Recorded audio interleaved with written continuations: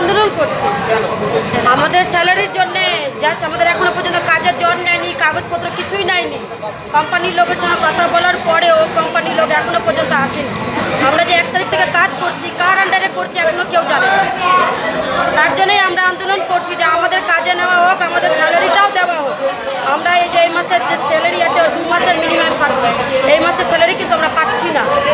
যতক্ষণ না আমাদের কাজের জয়েন নেই ততক্ষণে আমরা কাজ কেউ করবো না। আমাদেরকে যদি এখন বলে যে হ্যাঁ তোমাদেরকে নিচ্ছি, কাগজপত্র সব নিয়ে নিচ্ছি, তাহলে আমরা কাজ জয়েন করবো, নাহলে একটু আন্দোলনই করবো।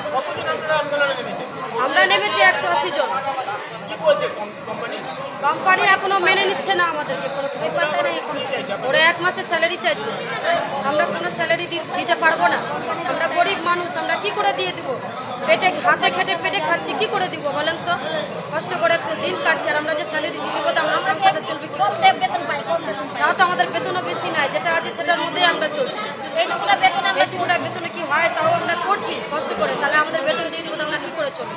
আমরা এগুলো মানবো না। আর আমাদের যতক্ষণ না ওরা মানে ততক্ষণ আমরা এগুলো কাজ কাউকে করতে দিব না, কেউ করবে না। আমরা আন্দোলনই করবো। হ্যাঁ, বন্ধ হয়ে গেছে।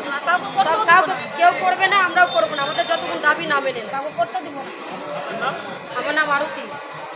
স্যার, বর্তমান যে পরিস্থিতি, আজকে অস্থায়ী কর্মীরা তারা আজকে কর্মবিরতি করছে, আপনারা এসেছেন, কি সমস্যা, কেন করতে হচ্ছে?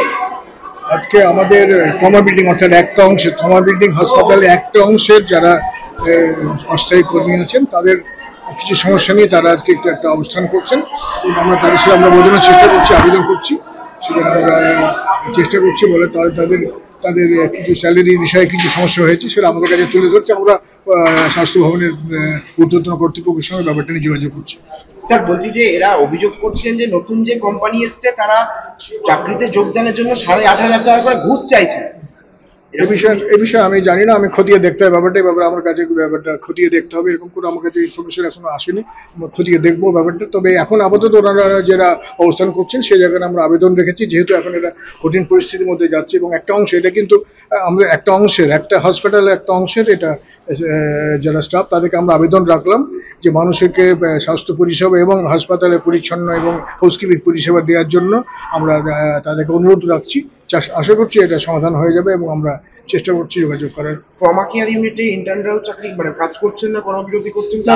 এরা ট্রমা কেয়ার বিল্ডিং এর যে ট্রমা কেয়ার বিল্ডিং ফ্যাসিলিটি ম্যানেজমেন্টটা একটা এজেন্সির থ্রু দিয়ে হয় এবং সেটা স্বাস্থ্য ভবন থেকে নির্দিষ্ট করা হয়, সেখান থেকে হয়েছে।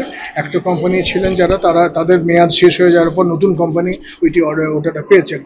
এই পরিস্থিতি, এই যে ট্রানজিশন ফেজ, একটা পরিবর্তনের সময় একটা কোম্পানি এটা নিয়ে ওনাদের হয়তো কিছু অসুবিধা হচ্ছে। এটা আমরা সংশ্লিষ্ট কর্তৃপক্ষ অর্থাৎ ওয়েস্ট বেঙ্গল মেডিকেল সার্ভিস কর্পোরেশনের শীর্ষ অফিসিয়ালদের সাথে যোগাযোগ রেখেছি।